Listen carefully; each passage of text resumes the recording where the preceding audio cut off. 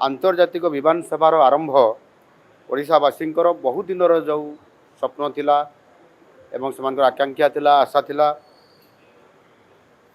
आउ ये आकांक्षा को पूरण करने दिगरे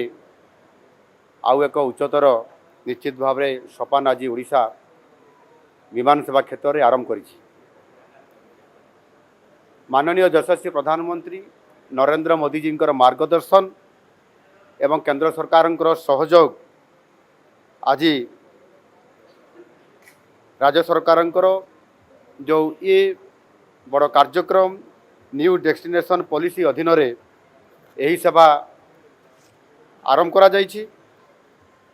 आज जो एयरलाइंस आज भुवनेश्वर आबुधाबी गला इंडिगो एयरलाइंस द्वारा ये सेवा आरंभ करागला एवं यही विमान रे 180 जन यात्री से सीधा सड़क भाव में